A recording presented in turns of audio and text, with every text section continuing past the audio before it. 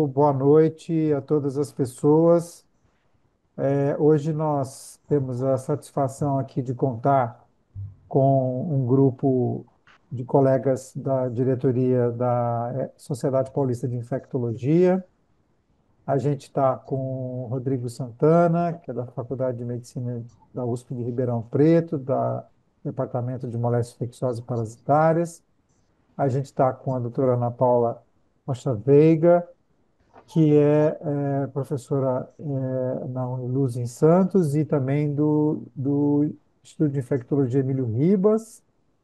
Logo a gente vai estar com a doutora Thais Guimarães também, que é do Hospital das Clínicas da Faculdade de Medicina da USP e do Hospital dos Servidores Estadual de São Paulo.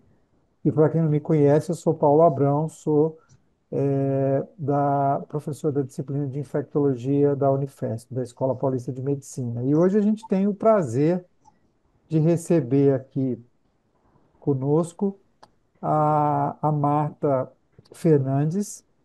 A Marta Fernandes, ela é formada em ciência da computação, ela trabalhou em um grande centro de pesquisa na Unicamp, atuou lá como gerente de inovação e foi convidada também pelo seu trabalho para trabalhar na Holanda, na Alemanha, na Inglaterra. Ela defendeu o mestrado em cardiologia pela Unicamp. Em 2024, ela ganhou o prêmio de projeto inovador com sistema de identificação precoce de erros inatos da imunidade, utilizando a inteligência artificial. E ela possui vários artigos científicos publicados em relevantes periódicos científicos. Atualmente está cursando doutorado sob a orientação do professor Dr. André Espósito, numa pesquisa que envolve a aplicação de técnicas de inteligência artificial em cardiologia. Mas certamente a doutora Marta também tem outras atuações, inclusive relacionadas à infectologia e inteligência artificial. A nossa proposta hoje aqui foi trazê-la para que a gente pudesse ter uma visão global de como é possível para o profissional, para o infectologista, para o profissional de saúde, mas particularmente para o infectologista, aqui os nossos colegas, né? Como que a gente pode utilizar, acessar, utilizar e melhor utilizar a inteligência artificial, tanto como assistência, na nossa assistência às pessoas que são atendidas, na melhoria da nossa assistência, no sentido de melhorar a questão de pesquisa, diagnóstico e condutas terapêuticas, também no sentido de melhorar a nossa capacidade de ensino junto aos alunos da graduação, a residência médica, pós-graduação, em outros fóruns, né? E por que não dizer também em outras áreas, né? Em áreas diversas da pesquisa, principalmente, né? Para aqueles que fazem pesquisa.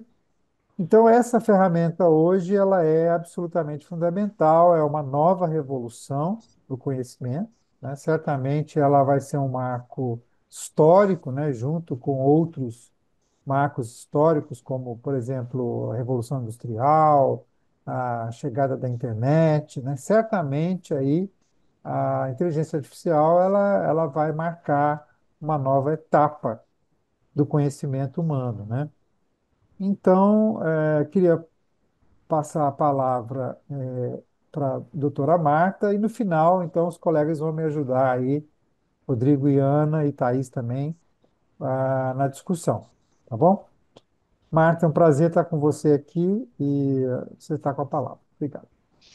Tá, eu agradeço a diretoria da Sociedade Paulista de Infectologia, em especial na pessoa do professor Paulo, com quem eu tive o primeiro contato e que me fez o convite para estar aqui.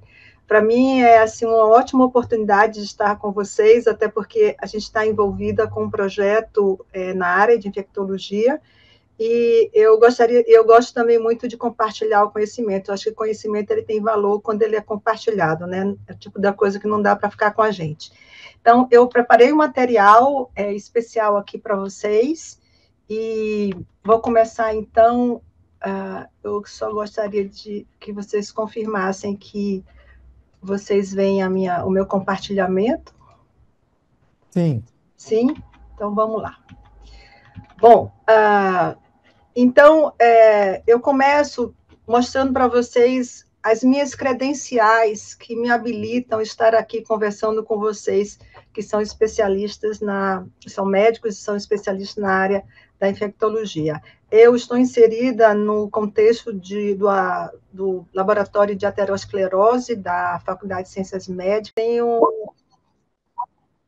Tenho aprendido com eles a esse mundo da academia, porque eu venho do mundo corporativo, e mais recentemente, com o meu mestrado, é que eu entrei no mundo da academia, mas eu tenho tido oportunidades de estar com eles, da gente poder publicar, de ganhar alguns prêmios, de aprender, principalmente, tanto na área de imagens quanto na área da clínica, mas sempre utilizando inteligência artificial.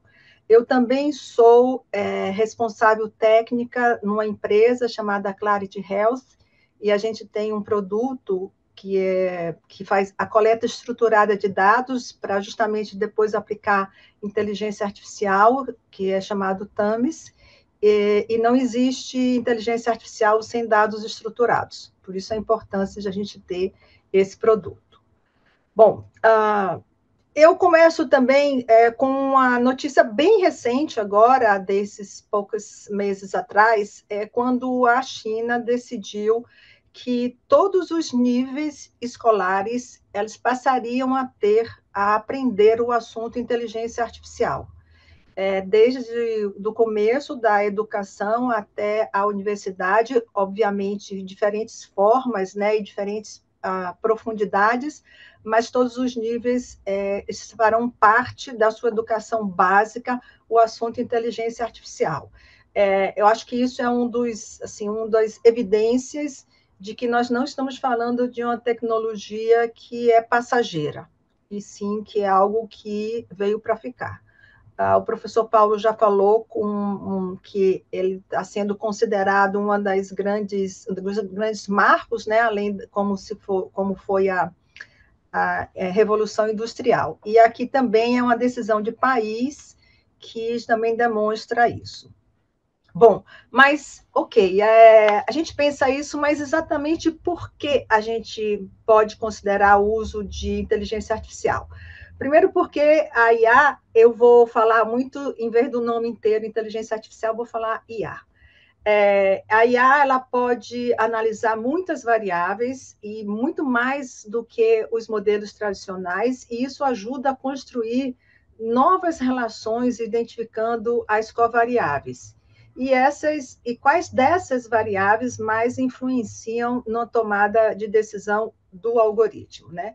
É um tipo de abordagem que permite estudar o número de variáveis associados.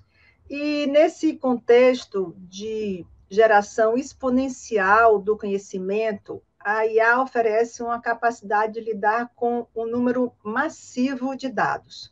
Estamos falando de bilhões de variáveis. Na verdade, trilhões. Mais recentemente, nós estamos na casa dos trilhões de variáveis, como é o caso do ChatGPT. E é o conceito de Big Data. Um fato que vale a pena comentar nesse contexto é que, em 1950, o conhecimento médico ele dobrava a cada 50 anos. Agora, em 2022, esse mesmo conhecimento médico, essa mesma quantidade, ela é dobrada a cada 73 dias. Então, como lidar com todo esse conjunto de informações? E um outro dado também para compor isso é comentar que 80% dos dados clínicos existentes e disponíveis é de imagens médicas. E uma única radiografia de tórax ele pode ter 15 megabytes de tamanho. uma mamografia 3D pode ter 300 megabytes. E um arquivo de patologia digital pode conter até 3 gigabytes, aproximadamente. E o que equivale a um filme completo de alta resolução. Outra justificativa para a gente pensar em usar IA é que a estatística inferencial clássica precisa partir de uma hipótese prévia. Já a inteligência artificial, ela pode identificar padrões nos dados que até o ser humano desconhece. Isso é uma frase que parece simples, mas, na verdade, aí está todo o potencial da inteligência artificial. Eu trago para vocês, assim, eu poderia passar o resto do ano trazendo diversos casos para a gente conversar aqui. Tem muita coisa acontecendo no Brasil e no mundo, mas eu pensei dois para poder a gente conversar. Esse é um trabalho que objetiva a estratificação do risco, que é um aspecto bastante importante no manejo da sepse. E aproveitando justamente o vasto conjunto de dados, a IA ela já demonstrou que tem capacidades mais aprimoradas de fazer essa estratificação do risco. Inclusive com vários modelos, e esses modelos foram testados e superam o Modified Early Warning Score, que é utilizado na previsão de transferência para a UTI. Decidir sobre o tratamento ideal para sepse é desafiador, vocês sabem disso, né? Existe um sistema chamado AI Clinical, que ele utiliza uma técnica, eu vou comentar sobre ela, mas já vou dar o nome aqui, chamada Reinforcement Learning, que ajuda a aprender sobre qual é a melhor estratégia para o tratamento de sepse no ambiente de UTI. Ao analisar esses milhares de dados de pacientes, esse modelo ele recomenda quais são os planos de tratamento que mais se correlacionarem com as menores taxas de mortalidade de sepse. Marcadores também de difícil interpretação podem ser analisados usando inteligência artificial, que aí a gente pode integrar com várias outras fontes de informações, como medidas clínicas, medidas laboratoriais, com o objetivo de melhorar a capacidade de prever a deteriorização dos pacientes com sepse. E aqui, então, a gente tem um trabalho que fala sobre isso, e as fontes desse trabalho eu trago aqui para vocês no final do slide. Bom, um outro exemplo que eu quero trazer para vocês é o trabalho com o qual eu estou completamente envolvida, que é um desenvolvimento de um algoritmo para colaborar com o processo de auditoria da CCIH, de um hospital específico que a gente está trabalhando, e que tem o objetivo de, por meio da IA, a gente identificar de maneira automatizada as prescrições que estão conforme, não conforme e parcialmente conforme. A gente observou que cerca de 19% dos registros de prescrição, eles conseguem ser auditados, mas ficam ainda cerca de mais de 80% que, em algum momento, ele vai ser auditado. E a gente sabe que precisa de um profissional bem especializado, não só na infectologia, mas também na área de auditoria, para conseguir ter um olhar humano sobre isso. Mas ele olha tanto os registros que estão conforme, quanto os não conforme. E a ideia aqui é a gente poder indicar quais são os registros que merecem a atenção de um profissional especializado para identificar algum tipo de detalhe que, por acaso, a inteligência artificial não identificou. Ainda assim, a IA ela tem a capacidade de reaprender sobre alguma tarefa.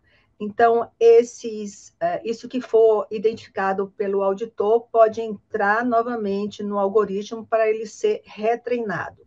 Vocês vão me ouvir muitas vezes falar sobre treinamento de um algoritmo de IA, porque a gente precisa ensinar o algoritmo a executar uma tarefa e depois ele tem a capacidade de seguir com a execução. Então, esse aqui é o objetivo disso, e também poder indicar para o médico, no momento da prescrição, se aquilo ali está conforme ou não conforme, quer dizer, indicar em tempo real. Mas eu acho que é importante trazer para vocês a conceituação do que é inteligência artificial e trazer também quais são os conceitos básicos, porque isso ajuda a entender não só como ela funciona, mas principalmente qual é a limitação e como a gente pode lidar com essa tecnologia. Então, o que é inteligência artificial? IA é matemática. Nós não estamos falando de mágica. Nós não estamos falando de apertar um botãozinho e do outro lado sair um belo resultado. O que existe como base dessa tecnologia é a matemática que, inclusive, todos vocês conhecem. Porque quem passou no vestibular de medicina teve que, antes disso, aprender matriz, aprender função, aprender equação, e essa é a base. Um pouquinho mais sofisticada, né, porque envolve também multiplicação de matrizes, mas a fundação, o foundation do conceitual mesmo, é pura matemática.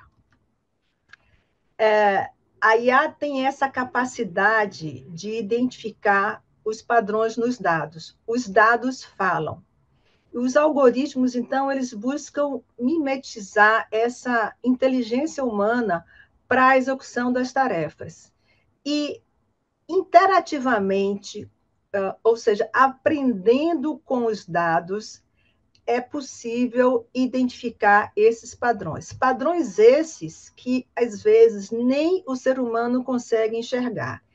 E aqui, para exemplificar, eu trago o trabalho da minha co-orientadora da área de computação. Eu tenho 2 orientadores, o da cardiologia e da computação, e que ela desenvolveu um algoritmo para identificação de melanoma. E depois que o algoritmo aprendeu a identificar imagens com melanoma, ele é capaz de identificar o melanoma antes do olho humano, antes que um especialista em dermatologia seja capaz de identificar. Porque existem padrões sutis que não são percebidos pelo humano. E os computadores são muito bons para fazer qualquer atividade que seja padronizada, qualquer atividade repetitiva. Mas a inteligência artificial ainda não é capaz de tratar a causa e o efeito. Então, as máquinas ficam perdidas, ela não tem como justificar e também carecem, né, de uma compreensão, de bom senso, compreensão de ironia. Essas são qualificações do ser humano que a máquina ainda não aprende, mas ela já consegue aprender algumas emoções, para ser mais exata, 5 emoções do ser humano, a IA, dentro de uma subespecialidade chamada Affective Computing, ela já é capaz de identificar. É um mundo que tem diversas técnicas.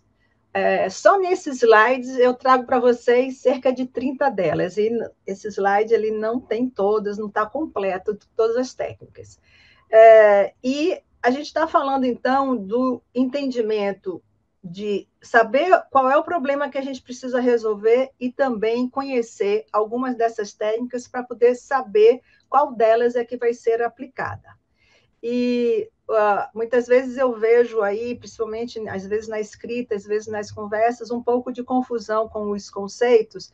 Então, eu acho que esse desenho aqui, a minha intenção também foi dizer para vocês que a grande técnica se chama inteligência artificial, e dentro dela é que existem algumas áreas de especializações que chamada machine learning, ou aprendizado de máquina, neural networks, ou redes neurais, e deep learning, ou aprendizado profundo. Eu não quis deixar de falar sobre esses nomes, porque vocês vão encontrar esses termos, tanto em artigos que vocês venham a ler, quanto em discussões que se tenha com um especialista da área de IA, são termos comuns para se entender. Agora, a IA, ela não resolve todos os problemas do mundo, mas ela resolve alguns problemas que eu trago aqui para vocês, mas especificamente 4 problemas, e nesse ponto eu vou falar para vocês que ela resolve bastante bem, com muita acurácia. Primeiro tipo de problema é o de classificação, que se refere a você identificar, utilizar uma das técnicas daquele conjunto chamado machine learning, cujo objetivo é tentar prever a categoria ou o rótulo de um dado com base em exemplos de dados que já foram treinados. Eu vou falar um pouquinho mais sobre treinamento daqui a pouco. Por enquanto, vocês acreditem em mim. Um outro tipo de problema também que a IA faz muito bem é quando se quer fazer agrupamentos, ou chamado clustering, que é dividir um conjunto de dados em grupos semelhantes com base em algum critério, normalmente um critério de distância, um critério matemático de distância, e que, então, faz esses agrupamentos. Aí utiliza-se algumas técnicas, que eu vou dar aqui o nome, como K-means, DB-scan, Affinity Propagation, e por aí vai. Eu trago para vocês um exemplo de técnica de agrupamento, de solução de agrupamento, que foi exatamente o meu mestrado. Eu tinha 21 mil pacientes que eu precisava organizá-los em agrupamentos, e esses agrupamentos levavam em consideração um conjunto grande de variáveis. Para cada um dos 21 mil pacientes, eu tinha 164 medidas de pressão arterial, mais as medidas cadastrais e mais algumas outras variáveis, como sexo, idade e MC. E esse gráfico que vocês estão vendo aqui, ele é a representação visual desse agrupamento, onde cada bolinha aí que vocês estão vendo é um paciente. E a gente, então, a gente consegue hoje, com esse algoritmo, laudar hipertensão arterial de 21 mil pacientes em 24 minutos. Isso porque todas as atividades que são repetitivas e que seguem um padrão, os algoritmos de IA funcionam muito bem. Eles são mais rápidos do que o ser humano e são mais precisos que o ser humano, desde que tenhamos dados e esses dados estejam organizados e estejam, portanto, estruturados. Bom? Um outro tipo de problema que a resolve muitíssimo bem é a predição. É o uso de dados para encontrar esses padrões que vão prever comportamentos futuros. E foi um dos trabalhos justamente na área de predição de risco cardiovascular que a gente teve a oportunidade de publicar numa revista importante, que foi a revista Nature. E o quarto problema que eu trago para vocês, que a IA faz muito bem, é quando a gente precisa ter controle sobre os processos. Isso significa o seguinte, utiliza-se uma técnica chamada Reinforcement Learning, que equivale aos carros autônomos, são aplicados nos carros autônomos. Os carros autônomos, eles têm que ser capazes de tomar decisões que não dependa de alguém para dizer o que ele tem que fazer. Ele tem várias fontes de informações para poder tomar decisão, então ele tem que olhar para o pedestre, para a sinalização, tem que ver o carro que está do lado, o que está atrás, que está na frente. Ele tem um contexto bem complexo para a tomada de decisão. Existem também alguns robôs para cirurgia que também utilizam inteligência artificial, também nessa linha. Mas eu acho que o melhor exemplo que eu posso trazer para vocês sobre a técnica de Reinforcement Learning é com o Isaac. Isaac é uma criança que chupa dedo e cujo pai é um engenheiro de computação e resolveu desenvolver um algoritmo de IA, utilizando a técnica de Reinforcement Learning, para ensiná-lo a não chupar dedo. Essa técnica, ela trabalha com o conceito de punição e de premiação. Premiação, quando o algoritmo faz alguma coisa certa, ele ganha pontos e ele sabe que ele fez o certo, e quando ele faz alguma coisa errada, ele perde pontos e ele sabe que ele fez alguma coisa errada. Então, Isaac também vai aprender a deixar de chupar dedo com esse conceito de premiação e punição. Então, vamos ver Isaac. Espero que Isaac rode aqui para mim. Ô, Isaac, você estava rodando bonitinho antes. Deixa eu ver o que está faltando. Tive a ideia de criar um sistema de inteligência computacional para fazer o Isaac parar de chupar dedo. Então, eu iniciei capturando imagens dele chupando o dedo enquanto assistia televisão para poder treinar um classificador. Depois que separar as imagens, eu treinei o algoritmo para classificar. Aí eu fiz uma etapa de teste e aí o sistema funcionando. Onde quando ele coloca o dedo na boca, o vídeo é pausado. E então, agora ele vai entender que para que ele assista o desenho, ele não vai poder chupar o dedo. Com isso, eu estou utilizando a recompensa de assistir o vídeo como motivador para que ele pare de chupar o dedo. Me conta aí o que você achou dessa ideia.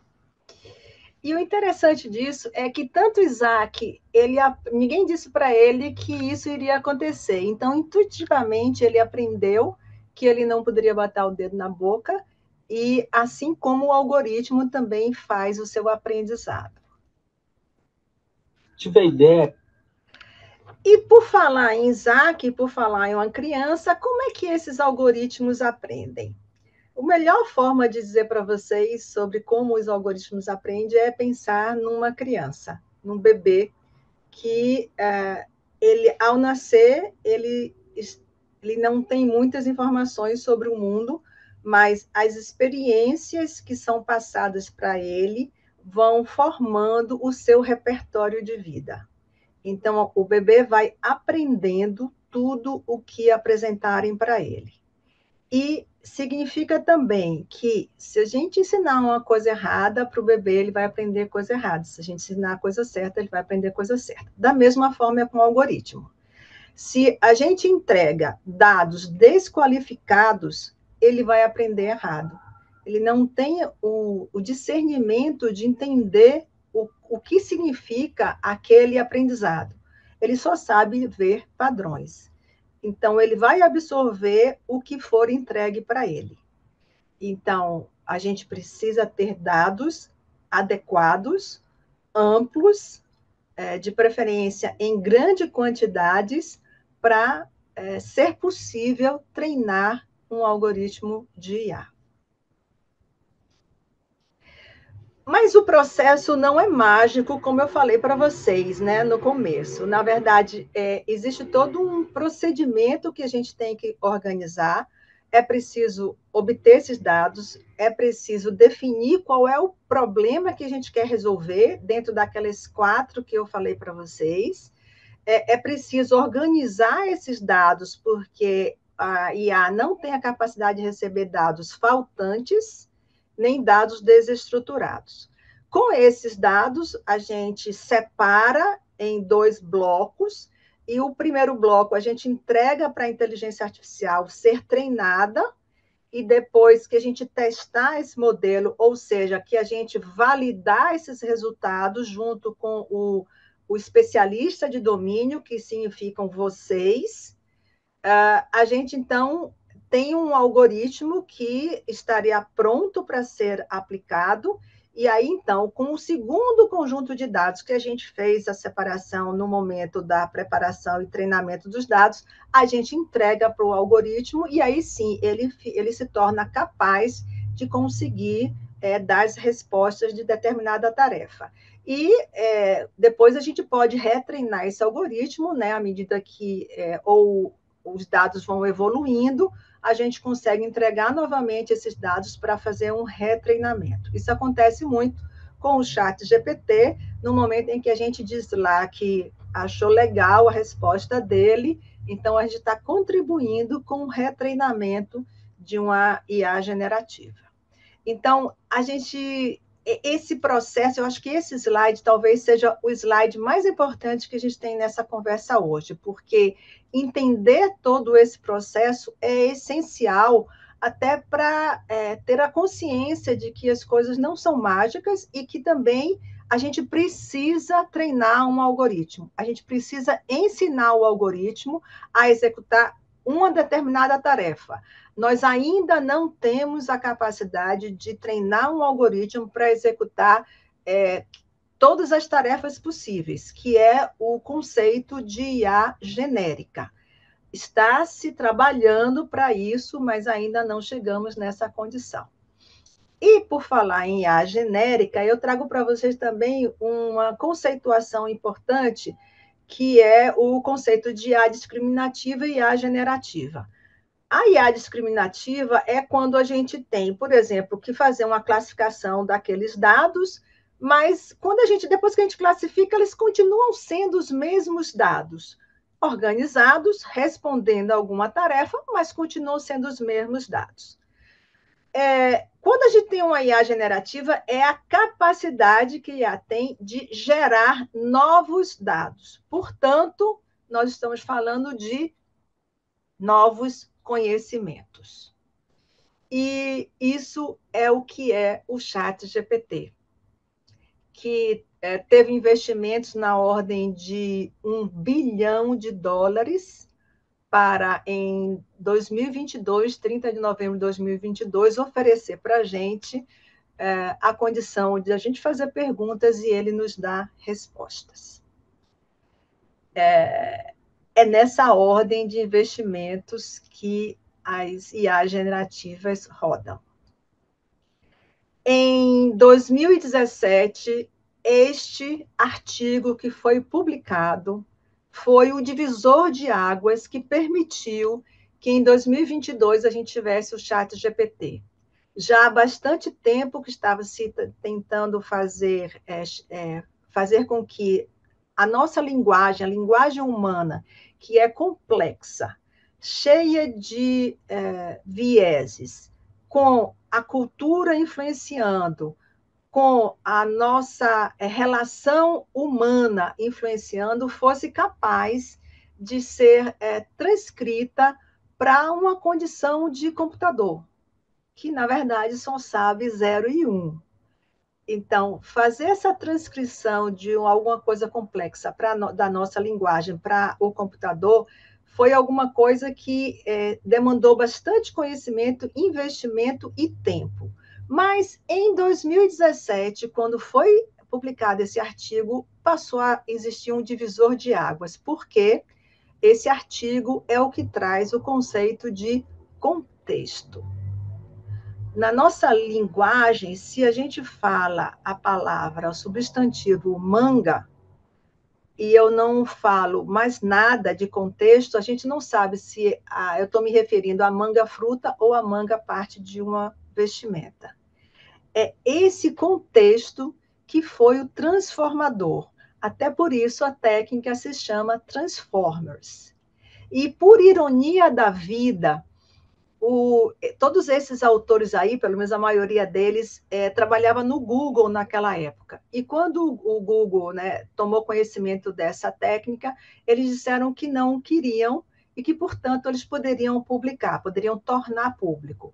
E foi exatamente esse o espaço que foi dado para uma empresa chamada OpenAI desenvolver o ChatGPT, que, por sinal, contratou todos esses autores para ir para a OpenAI e, então, desenvolver o famoso ChatGPT. Vocês estão vendo aqui apenas 4 exemplos de IA generativas, quer dizer, a IA com capacidade de gerar informação e que todas elas demandaram um investimento gigantesco para que a gente possa interagir com elas, para que a gente possa chegar lá e fazer uma pergunta, discutir um caso, trocar informações, iterar com a IA. Foi necessário muita grana aí de investimento. O ChatGPT é da empresa OpenAI, o Claude é uma IA generativa de uma empresa francesa chamada Anthropic, que, por sinal, um dos cientistas da computação que trabalhava na OpenAI saiu para montar essa empresa. Aí o Google se deu conta de que eles tinham perdido o bonde de uma revolução, e agora, mais recentemente, eles estão colocando muito, mas muito dinheiro para chegar no mesmo tempo que as outras. E, mais recentemente, agora em dezembro, né, dia 26 de dezembro, foi lançado, então, o DeepSeek, que é uma IA generativa que tem investimentos da China, de um bilionário chinês, e que, então, está se propondo a fazer o mesmo que as outras, e aparentemente custando mais barato. Mas é só aparentemente, né? Porque a cobrança pelo serviço ele equivale às outras IAs. Então, por falar nisso, vale a pena dizer que parte da interação que a gente pode fazer com essas IAs generativas é gratuita, mas a parte onde você tem mais acurácia é paga. Bom, e aí muitas vezes eu ouço, muitas vezes me perguntam qual delas usar, qual delas é a melhor, e essa é uma resposta que não tem um sim ou não. Na verdade, depende muito do que você quer fazer. Mas recentemente, essa empresa chamada OpenRouter, ela desenvolveu uma interface em que você não precisa se preocupar com escolher qual das IAs generativas você vai usar. Se vai ser o ChatGPT, se vai ser o Claude, se vai ser o DeepSeek, ou o Gemini, ou o Grok, ou outras que existem, porque você entra nessa URL aqui, né, nesse endereço, e você então faz a pergunta e ele vai escolher a melhor em função da pergunta que você está fazendo. Isso aqui é um serviço pago, e que é pago equivalente a se você estivesse usando o serviço pago das outras IAs generativas. Tá? Então, eu trago aqui essa informação para vocês. Bom, ok, a gente já sabe qual é o conceito, a gente sabe que foi um momento importante, a gente agora também sabe que as IAs que eu trouxe para vocês são as IAs que são verdadeiramente treinadas, por isso o custo de investimento na ordem de bilhões de dólares. Mas aí como é que a gente usa? Então agora eu vou sugerir para vocês que, se quiserem dar um print da tela, porque eu vou falar sobre dicas de uso e depois vou falar sobre ferramentas que colaboram com as nossas atividades. Então, a primeira dica de uso que eu falo é o seguinte: você vai chegar lá no prompt, que é aquele espaçozinho onde você vai escrever o que você quer interagir com a IA generativa, e você comece primeiro definindo que papel você quer que ela assuma.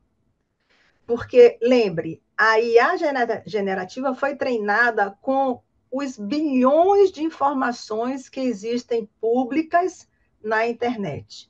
Na verdade, treinada com informações que estão nas redes sociais, informações que são publicadas em fontes científicas, com informações que são disponibilizadas, até com as informações que a gente utiliza nos e-mails do Gmail. Então, é uma vastidão de informações. Então, você precisa definir e fechar um pouco o caminho de possibilidades.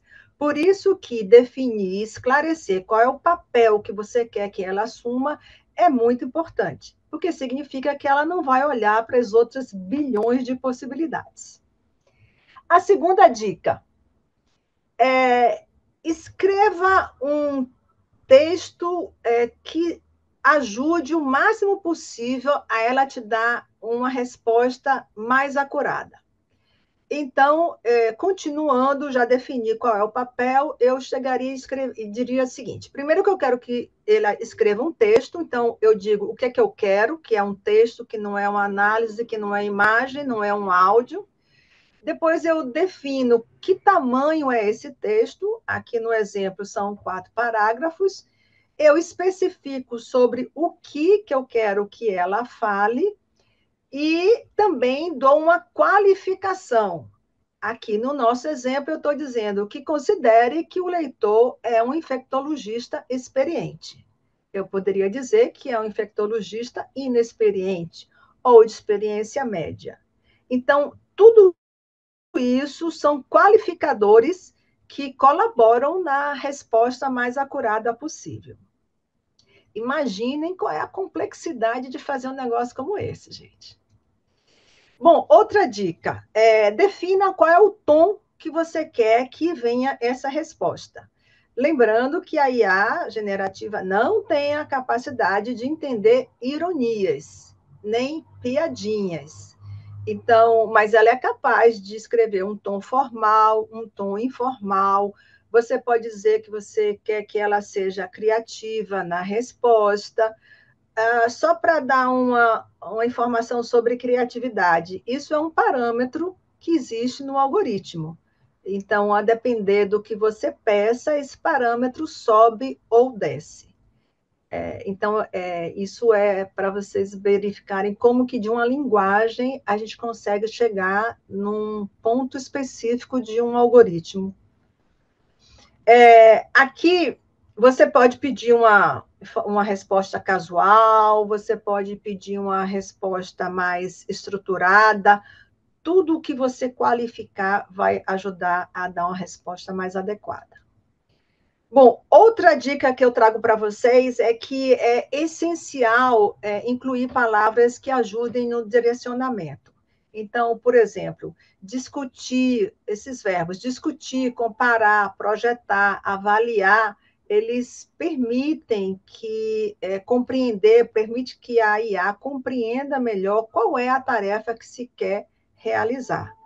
Então, essas dicas que eu estou passando para vocês é o que se conhece tecnicamente como engenharia de prompt.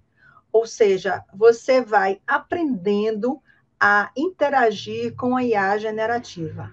Isso vale para todas as IA generativas, vale para o Gemini, o ChatGPT, o Claude, todas elas, porque elas têm a mesma arquitetura de funcionamento.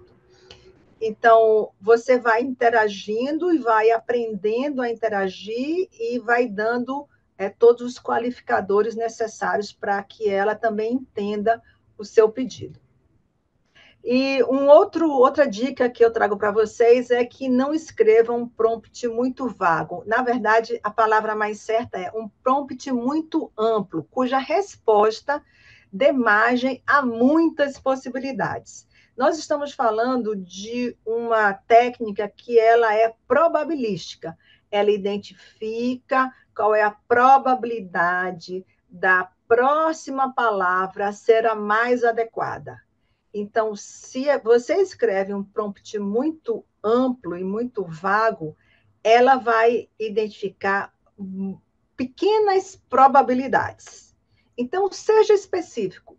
Se a gente está falando sobre, se você quer uma sugestão de onde você vai jantar, e você está, por exemplo, até numa cidade que você não conhece, seja específico. Olhe, me recomende um restaurante tailandês acessível, que esteja aberto hoje, não adianta estar aberto amanhã, tem que ser hoje à noite, porque restaurantes têm horários de funcionamento, na cidade X, e que eu coloco um qualificador que tenha ótimas críticas. Então, isso aí fecha as possibilidades, e ela vai te dar uma resposta mais adequada. Então, são essas dicas que eu tenho para vocês, e agora eu trago algumas ferramentas. Eu queria falar um pouquinho sobre essas ferramentas antes de mostrar elas. Primeira coisa é o seguinte: as IAs que foram efetivamente treinadas são aquelas que eu mostrei antes. É o ChatGPT, é o Claude, é o Gemini, é o DeepSeek, é o Grok. elas são a origem. As outras ferramentas, elas são uma capa que fica na frente dessas IAs que são treinadas. Essa capa, ela tem função. Às vezes, a função é ser justamente específico, não deixar que o prompt seja muito amplo, que ela feche as possibilidades. Então, são capas, são ferramentas que ajudam, mas que por trás de todas elas, sem exceção, existe uma IA generativa que foi treinada. Então, nós começamos para fazer um tipo de pesquisa quando a sua tarefa é fazer uma pesquisa. Lembra que eu comentei lá que em todo o processo de treinar uma IA, você tem que definir qual é o problema que você quer resolver, qual é a tarefa que você quer fazer. Então, aqui, a tarefa se chama fazer uma pesquisa. Então, eu trago aqui para vocês alguns exemplos de ferramentas que são muito boas em fazer a pesquisa. Elas não estão nem uma ordem de melhor nem pior, e também elas não são as únicas que existem, mas eu trouxe as que eu acho mais adequada para o nosso contexto, principalmente porque a Open Evidence, que é a primeira aqui na parte de cima, ela foi treinada somente com os artigos científicos de fontes confiáveis. Então, artigos científicos da área médica. Então, se você quer fazer uma consulta sobre a medicina, algum aspecto da medicina, ela se torna uma ferramenta bastante interessante. Ela consegue fechar o contexto, que é o contexto médico. As outras também são boas, também servem para isso. E, na verdade, a minha recomendação é que a gente não não utilize somente uma IA, que a partir do mesmo prompt que você já aprendeu a fazer, vocês utilizem mais do que uma e vocês tirem o melhor delas. Okay? Esta é uma dica de ouro que eu estou passando para vocês. Vocês não vão encontrar isso escrito em lugar nenhum. Bom, se sua tarefa é fazer uma pesquisa acadêmica, assim, mais específica sobre um tema acadêmico, eu sugiro que use ou o Litmaps, ou Semântica Escola, ou SciSpace. O Litmaps, ele é uma solução bastante legal, que ele cria um mapa visual dos artigos dentro daquele assunto que você entrega para ele.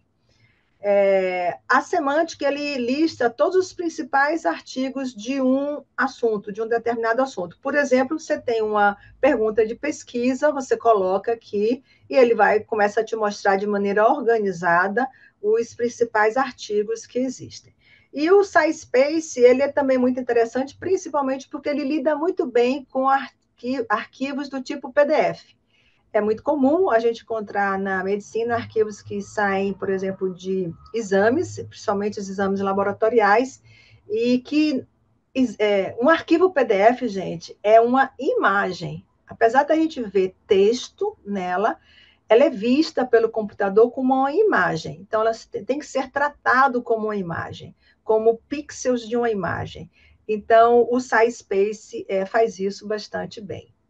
Se a sua tarefa é fazer uma escrita, eu apresento aqui para vocês um conjunto de ferramentas bastante interessantes.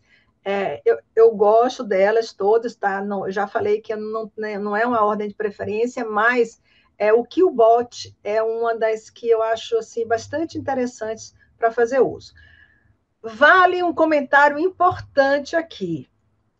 Essas ferramentas, elas precisam de um pouquinho de tempo para dominá-las.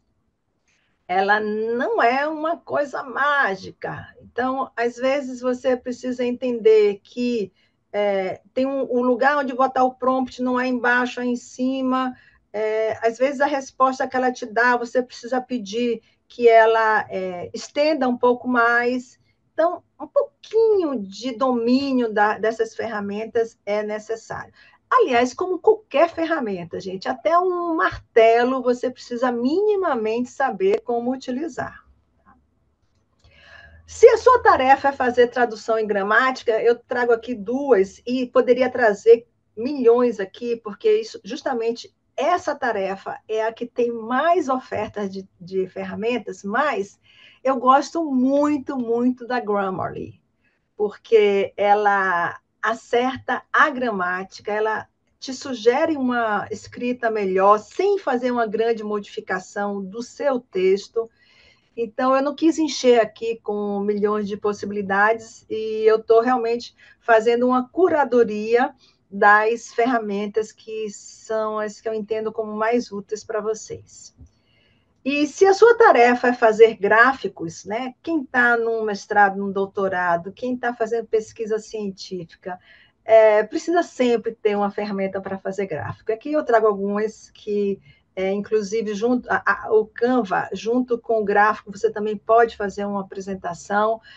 Eu gosto muito da Graphy, ela tem uns gráficos muito bacanas, mas, de novo, precisa minimamente, né, um pouquinho de tempo para dominar a ferramenta. Então, não vá mexer nela no dia que você está ali no seu último dia de entregar alguma coisa. Antecipe um pouquinho para poder você interagir melhor. E o Loca precisa, assim, um pouquinho mais de sofisticação para conseguir dominá-la, mas também tudo isso aqui é possível, a gente está falando com pessoas capazes aqui, então esse não é o ponto de problema. Existem também ferramentas que faz detecção de autoria, né? Na verdade, mais especificamente está falando sobre plágio, e o interessante é que ele identifica o plágio usando inteligência artificial. Existem também várias ferramentas disso, eu trago somente algumas. E, então, com isso, eu trago para vocês essa curadoria de ferramentas possíveis de uso, não só na prática que vocês têm, na prática clínica, na atividade profissional de vocês, mas essas ferramentas, elas também são úteis para a vida pessoal, a vida onde você, às vezes, tem que escrever um texto, tem que fazer uma mensagem, quando você tem que gerar imagens, né? Eu estou falando muito de texto, mas essas ferramentas, elas também têm, algumas delas têm a capacidade de gerar imagens, e, em especial, eu quero fazer um comentário que a Gemini, né, a viagem nativa Gemini, ela lançou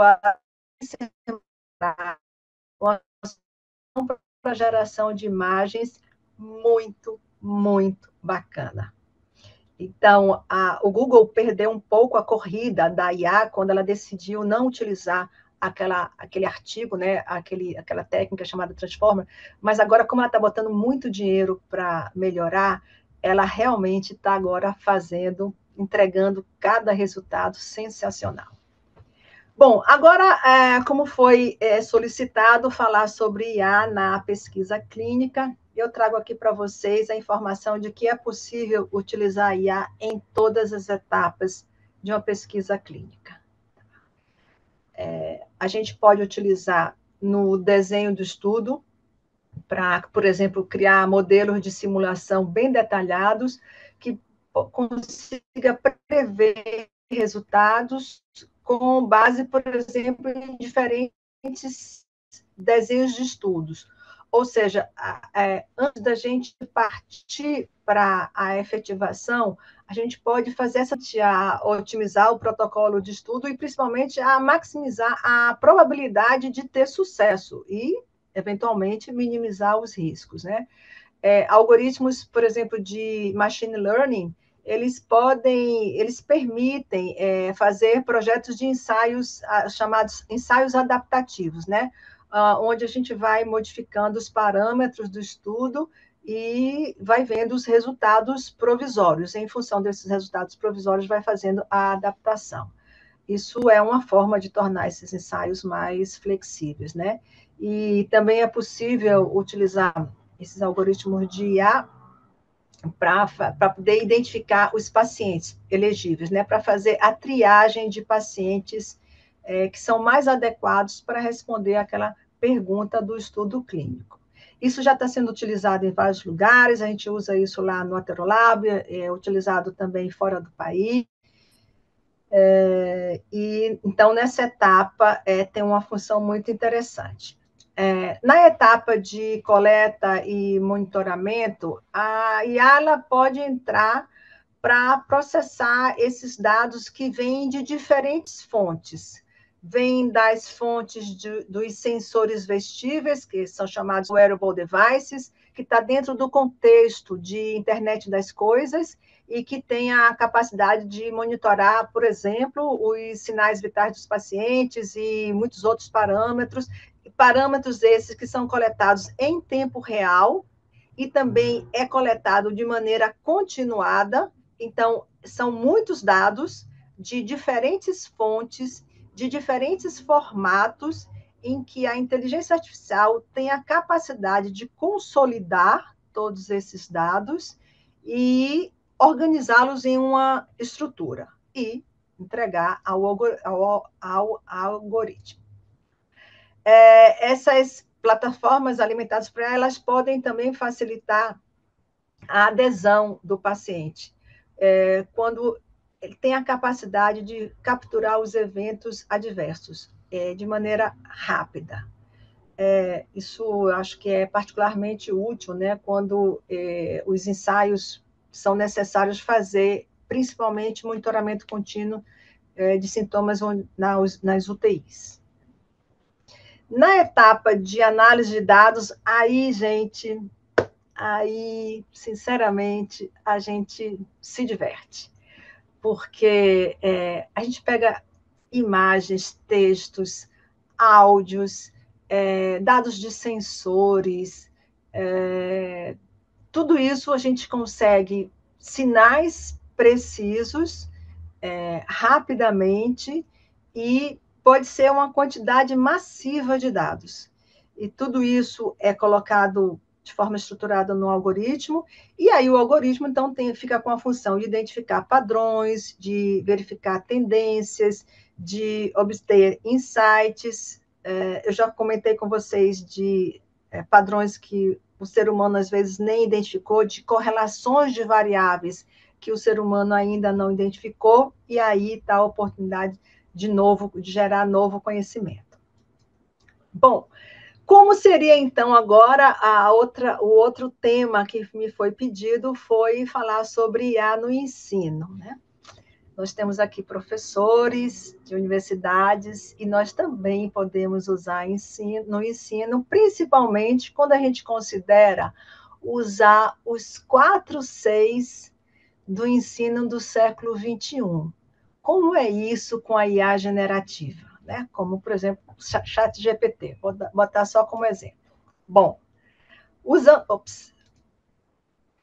usando a IA generativa, a gente pode começar com o primeiro C, que é o C da comunicação. A IA ajuda a implementar as estratégias de ensino. Então, no primeiro C de comunicação, é possível criar textos, iniciar brainstorms de discussão de casos, treinar anamneses e muitas outras tarefas. Eu trouxe aqui também só um conjunto limitado por causa do tempo e do espaço. No segundo C de colaboração, é possível contar com IA para ser o seu parceiro de debate. Por exemplo, apontando os pontos fracos dos argumentos.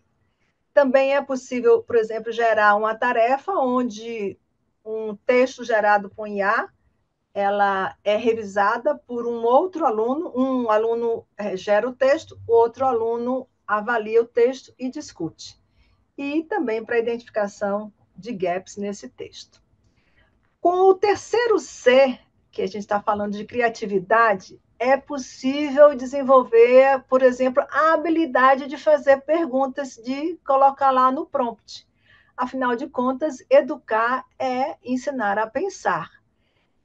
Então, a gente precisa dominar essa técnica da engenharia de prompt. É possível também a gente utilizar essa IA para, por exemplo, gerar melhorias em textos, gerar textos e gerar melhorias em texto. Também é possível atuar como um assistente por exemplo, para elaboração de um plano de aula. No ano passado, em novembro, eu dei uma palestra lá na UFBA, na medicina da UFBA.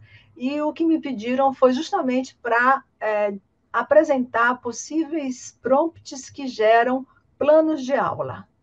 E foi bem interessante a discussão. Virou assim, os professores viraram alunos e a gente foi interagindo. Foi uma experiência bem bacana. Bom, no quarto C do ensino, né, do século XXI, a gente está falando sobre a crítica. Então, com a IA é possível gerar, por exemplo, exemplos de redação para ser criticado, ou gerar redação para validar, para gerar uma discussão de validação de fontes das informações. O que eu acho sobre isso, sobre o uso de IA no ensino, é que eu não vejo como a gente impedir que o aluno utilize essa tecnologia. Então, eu acho que é mais adequado trazê-la para a sala de aula do que impedi-la, mesmo porque você não tem como monitorar o aluno 24 horas, né? E, em vez de brigar com a tecnologia, faça dela um aliado. E ela dá todas essas possibilidades. Então, vamos fazer um bom uso, tá? Bom, eu falei de muitas coisas aqui sobre IA, né? Parece assim um mundo rosa, onde tudo é lindo, maravilhoso, onde tudo funciona, mas eu sou aquela pessoa que implementa o algoritmo. Eu escrevo o código dele. Eu vivencio os problemas da vida real. Eu me deparo com dados não estruturados. Eu recebo dados faltantes. Eu tenho que definir políticas de imputação do dado, porque a IA não pode receber dado faltante. Eu tenho que definir quais são as políticas de exclusão daquele dado. Eu comentei com vocês que a IA é um pouco... tem fome de dados, ela precisa de muitos dados para ser treinada. Então, quando eu tenho que fazer uma exclusão de um dado, porque o campo não foi preenchido, isso é um problema. Porque se eu não tiver um critério mais rígido, eu não consigo colocar a informação no algoritmo. E se eu tenho um critério muito frouxo, eu posso estar incluindo viés no meu algoritmo, no treinamento do meu algoritmo. Então, eu vivencio muito os desafios da IA. Eu tive, no meu mestrado, 21 mil pacientes, dados de 21 mil pacientes. Lindo, maravilhoso, só que eu me deparei com um campo chamado peso, que para mim era muito importante, porque era o cálculo do IMC, e tinha lá pacientes com 1 tonelada de peso. Então, a pessoa, em vez de escrever supostamente 100 quilos, colocou um zerinho a mais ali do lado direito, fazendo com que aquele paciente tivesse 1 tonelada. Então, obviamente, que eu não poderia inferir que ele tinha 100 quilos e eu tive que descartar. Então, esses problemas da vida real trazem desafios para a IA. Primeiro, sobre a qualidade dos dados. Pelo fato de não haver uma curadoria às vezes, quem está preenchendo o dado não tem a percepção daquela tarefa que ele está executando e faz coisas como essa que eu contei, né, de preencher de 1 tonelada o peso de um paciente. Então, a qualificação dos dados é muito importante. E vocês são um dos grandes personagens dessa história para poder termos esses dados qualificados. Vocês são os grandes geradores de informações, são os grandes geradores de dados. A medicina, a área da saúde, é quem mais gera dados em todos os outros segmentos. Então, vocês têm ouro nas mãos. E esses dados, eles precisam ser verificados para evitar o máximo possível que a gente treine um algoritmo com viés. É natural haver viés, eu não imagino que a gente não tenha um conjunto de dados sem viés. O que é importante é a gente descobrir onde está esse viés. Porque só pelo fato de que a gente lida mais com a doença do que com pacientes saudáveis, isso já é um viés. Mas a gente sabe, sabendo disso, a gente tem como lidar com isso. Mas minimizar o viés é uma coisa muito importante. Assim como também é muito importante para a IA a gente ter o máximo de representatividade. Por exemplo, se eu estou tratando de melanoma, eu preciso saber do melanoma da pele branca, da pele negra, da pele amarela, porque isso influencia, isso faz diferença. Se eu não tiver essa diversidade nos dados, o que vai acontecer é que a resposta da IA vai ser enviesada, porque ela só vai responder aquilo que ela aprendeu. Então, se ela não aprendeu uma determinada classe de dados, ela não tem como responder por aquela classe. E o outro grande desafio que a gente vivencia também é sobre a interpretação dos resultados. Eu sempre estou com o médico ao meu lado. Eu tenho trabalhos na pediatria, na infectologia, na cardiologia. Eu sempre tenho um médico ao meu lado, porque não só porque eles são as fontes dos dados, mas também porque eles são os validadores. Ao entregar um resultado, eu preciso da experiência do médico, eu preciso do olhar dele, eu preciso do conhecimento que ele tem para fazer o processo de validação. Então, não se entrega um resultado, em especial na área médica, sem esse processo de validação.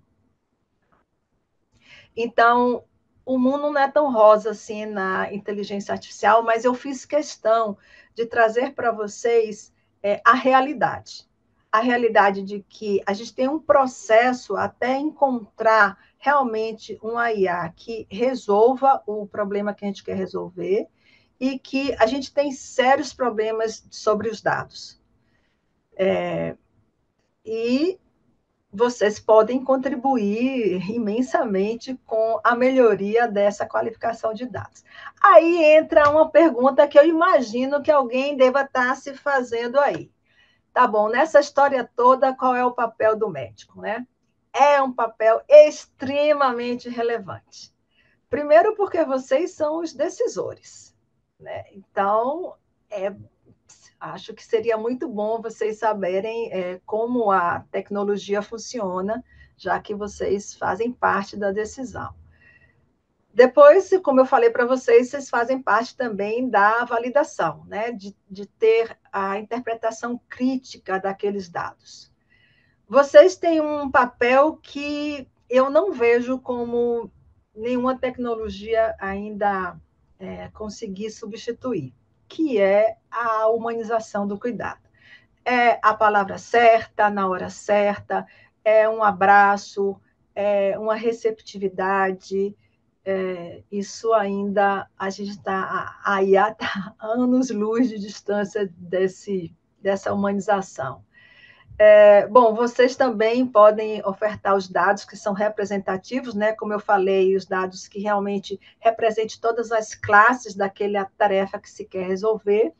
E vocês também podem ser os desenvolvedores da IA. Vocês podem aprender programação, podem aprender a fazer códigos. E inclusive, eu tenho ao meu lado, né, na Clarity Health, um dos meus sócios é um cardiologista, muito capaz, muito bem formado, e que ele também faz código, e a gente discute o assunto, e a gente orienta, e a gente discute, e a gente faz algumas coisas juntas, e ele formou em medicina, especialidade em cardiologia. Não é o meu orientador, tá?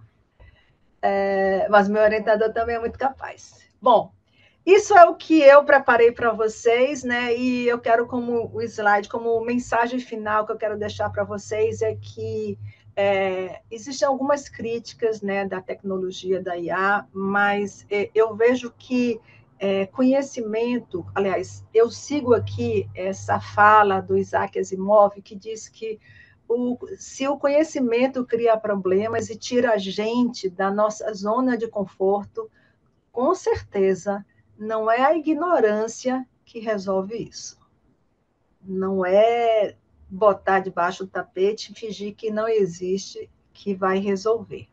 Então, isso, com esse slide, com essa fala, eu queria fazer um convite para vocês se aproximarem do tema, se associarem a um especialista de IA, colocar o pé nesse assunto, escolher qual é o papel que vocês querem ter diante dessa tecnologia.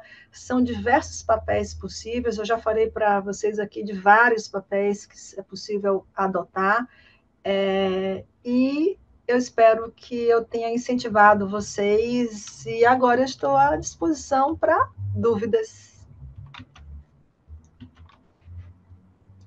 Marta, muito obrigado.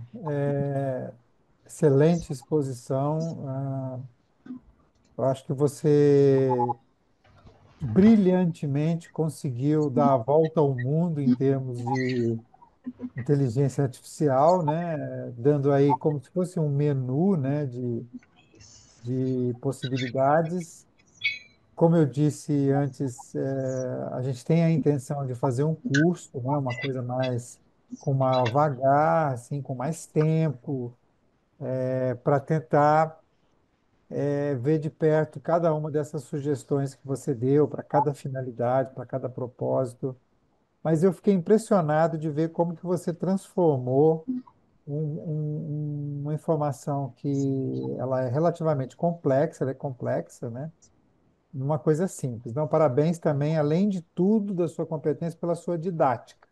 Muito obrigada. Temos várias perguntas aqui, várias, várias, várias, várias, várias. Então, o que que eu vou pedir? Vamos tentar nos rodiziar, nós vamos nos rodiziar para fazer essas perguntas. E aí, agora a Thaís já está com a gente. Eu apresentei você, viu, Thaís? Você ainda não estava com a gente, mas eu Obrigada, apresentei você obrigada. no início, tá? Então, assim, Thaís, quer começar aí pelas perguntas? Sim, vamos lá. Bom, também queria falar para a Marta que foi excelente a apresentação, esclareceu muitas coisas e adorei, viu? Muito bom. Marta, tem uma pergunta aqui perguntando que quantos testes para fazer esse treinamento para que seja seguro usar na clínica ou em hospitais? Tá, olha, a gente pode fazer um treinamento, mas não é suficiente fazer o treinamento. A gente tem que ter uma etapa anterior ao treinamento, que é a organização desses dados no sentido de qualidade, no sentido de diversidade, no sentido de quantidade. A gente treina e depois a gente valida. Essa validação é junto com um médico especialista que olha os resultados e a gente pode, então, entender que ele está apto a ir para a clínica ou ele precisa um retreinamento. Não existe retreinar infinitas vezes, porque se você já tem os seus dados qualificados, provavelmente um treinamento vai ser o suficiente. A gente pode fazer umas coisas que se chama ajuste fino ou fine tuning dos hiperparâmetros do algoritmo para ele ir dando a gente fazendo o ajuste para ele dando a resposta. Mas esse treinamento é feito com um conjunto de dados que não é a etapa de validação. Eu tenho que separar os meus dados para treinar e eu não posso ficar treinando os meus dados com os dados de validação.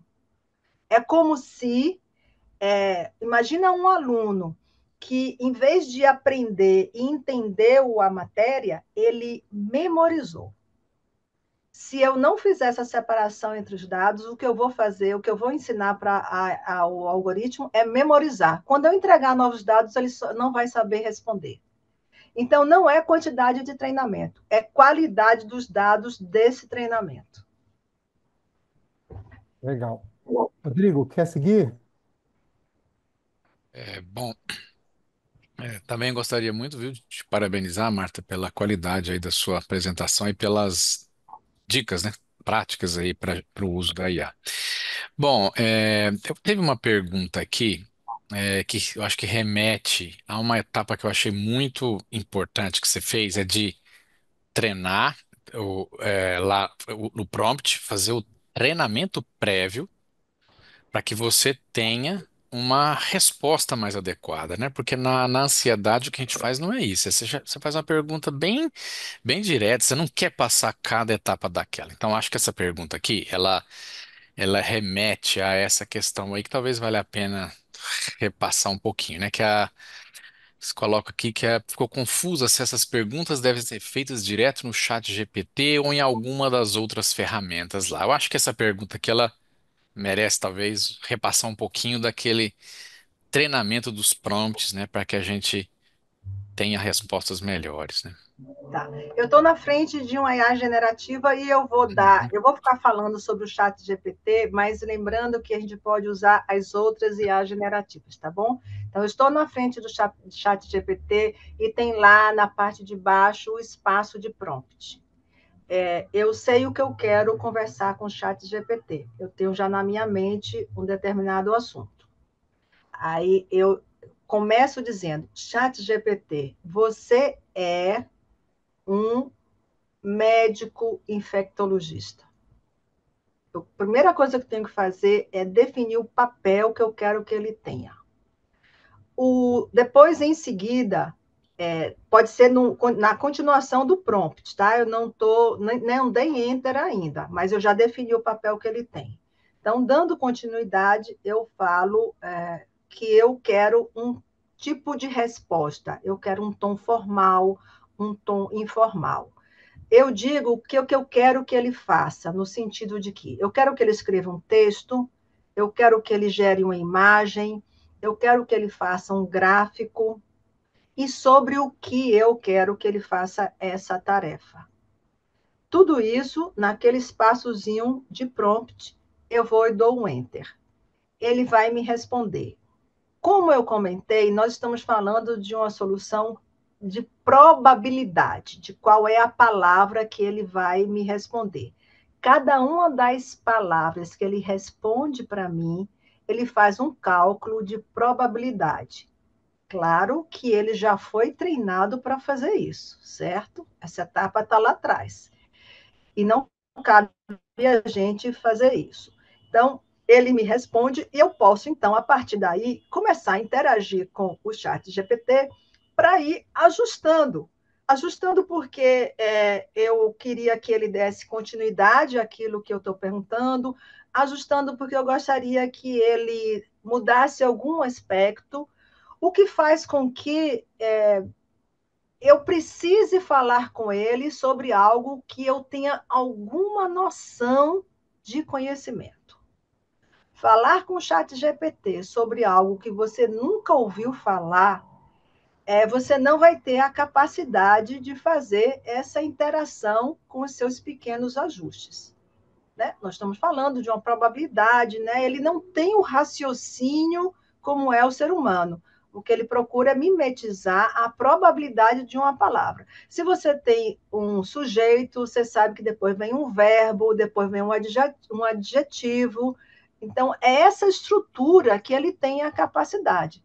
Mas se eu resolver falar sobre computação quântica, eu nunca não conheço esse assunto, provavelmente eu não tenho como avaliar a resposta que ele vai me dar. Ana, vamos seguindo pela ordem, acho que senão vai ficar confuso, porque senão a gente vai se perder aqui. Olha, tem Sim. a segunda pergunta aí de cima para baixo. Olha. Tem aqui a primeira, né, que essa grande, que a Ró questiona, que a grande maioria da base de dados que alimenta os diferentes programas de IA na área da saúde são de fontes americanas e da Europa.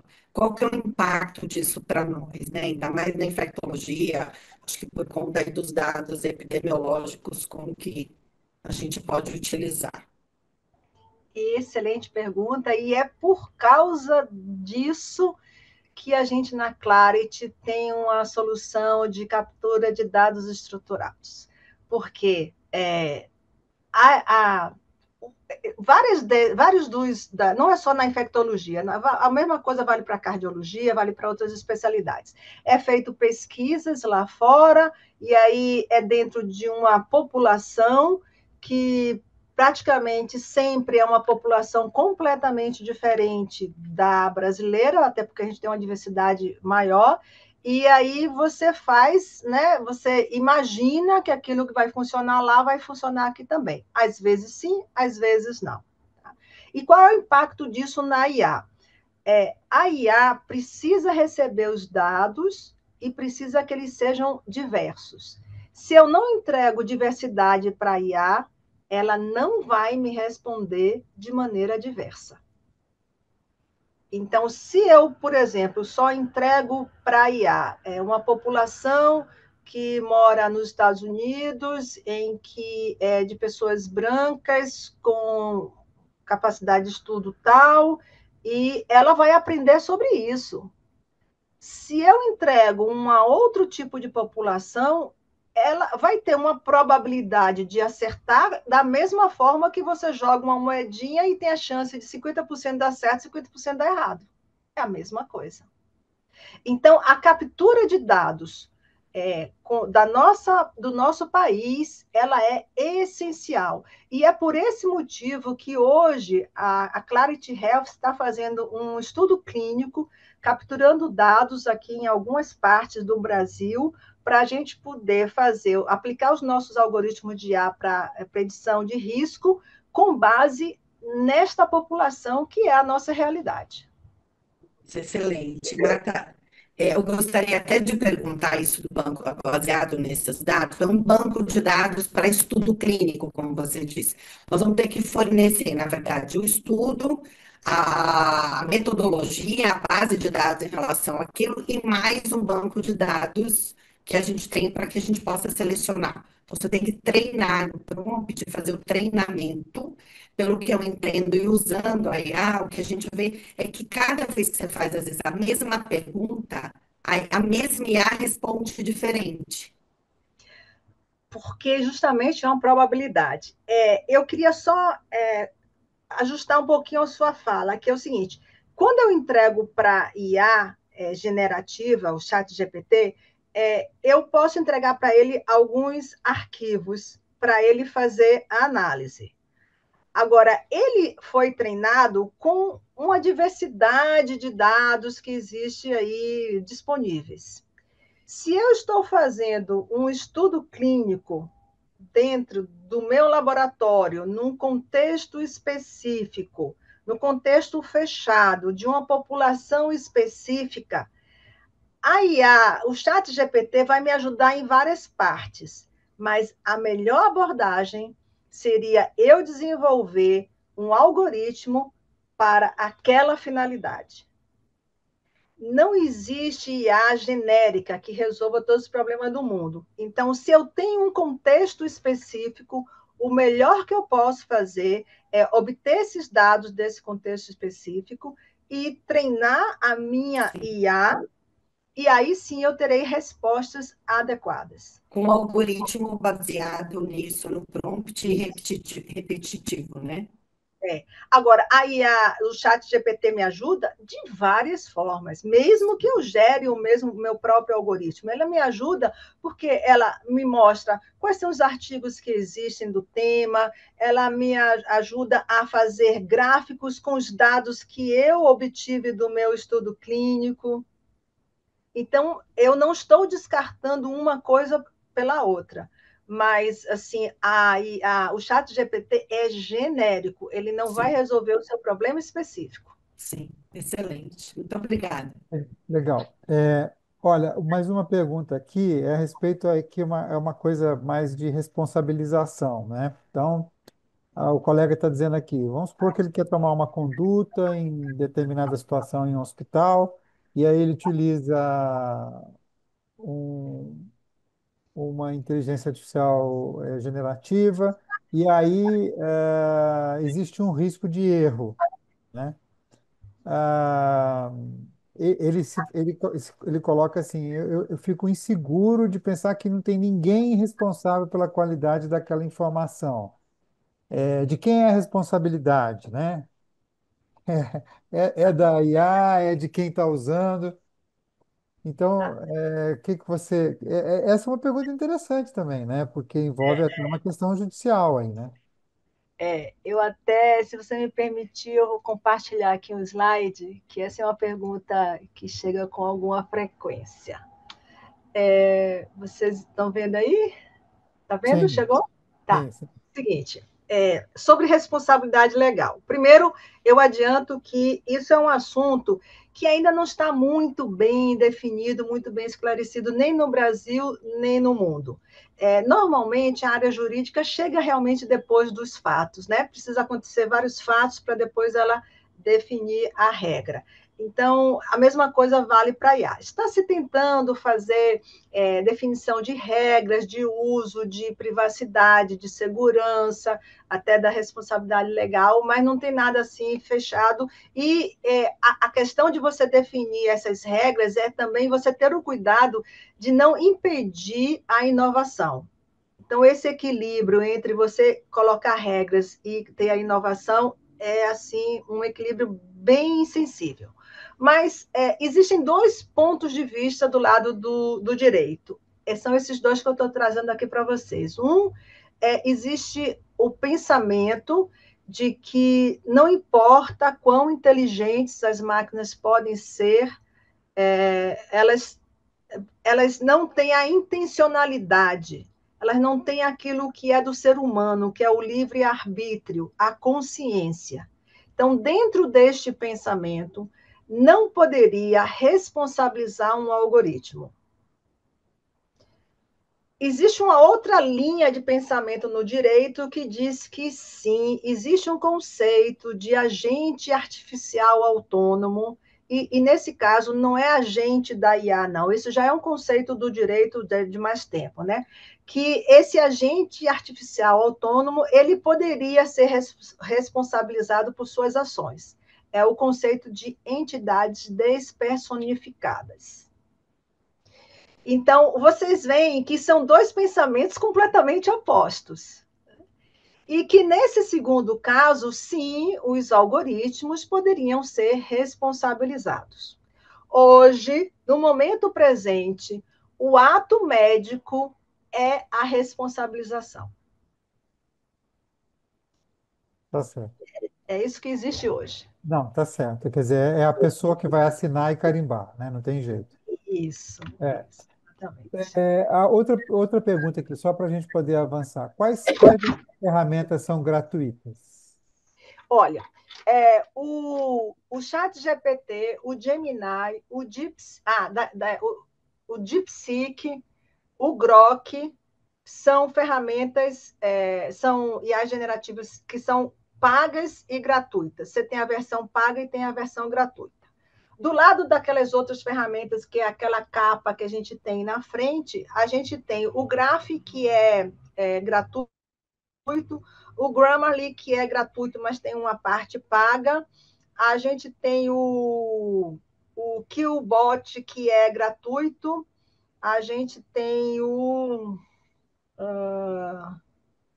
Loca, que é gratuito. Então, assim, tem um pouco de gratuito, um pouco de pago. Se você achar que o pago não se justifica, com certeza você vai encontrar uma ferramenta gratuita. Lembrando que a grande diferença entre uma ferramenta paga e outra gratuita significa que a paga tem mais funcionalidades ofertadas do que a gratuita. Tá? Normalmente, essa é a diferença.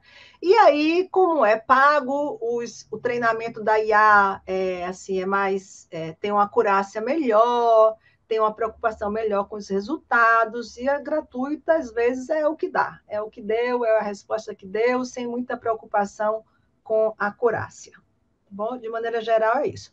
Eu Legal. digo para vocês que pagar, o chat GPT pago custa $20 mensal. Dependendo do seu uso, vale muito a pena. Legal. Quer seguir então aí, Rodrigo, pela ordem aí? A próxima?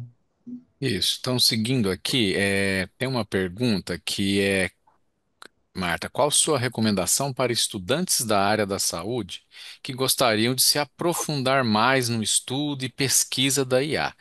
Por onde começamos? Tá. Vocês comecem pela própria ChatGPT. Lá no ChatGPT, você pode usar lá o espaçozinho do prompt e dizer assim: eu sou iniciante, então você já se qualifica, e gostaria que você, ChatGPT, fosse o meu tutor. Você já definiu o papel dele. Escreva uma ementa de curso que eu deveria seguir para me especializar. Aí ele vai escrever para você uma ementa de curso. Aí você pega a primeira parte da ementa do curso e fala assim: descreva melhor, amplifique esse conceito, esse ponto, e me mostre quais são as possibilidades. Aí você vai, ele vai e começa a te responder. Essa é uma forma. Existem também vários sites que você pode estudar sobre o assunto, como, por exemplo, o Coursera, é um que oferece tanto cursos gratuitos quanto pagos, e existem algumas empresas que também oferecem o curso. O comentário que eu tenho a fazer sobre isso é que o que eu percebo de maneira geral são pessoas se dizendo especialistas quando nunca na vida nem viu um algoritmo.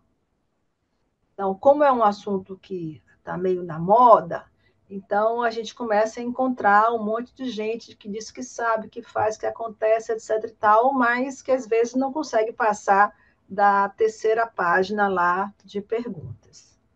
Tá? Equivalente aos Então, nossos charlatães, né? Fake, fake. Isso. Então, quer seguir aí, Ana, na próxima pergunta? Deixa eu ver aqui. A, Essa aqui, ó. a próxima é se é possível ou seguro usar uma IA generativa não supervisionada para pesquisa clínica.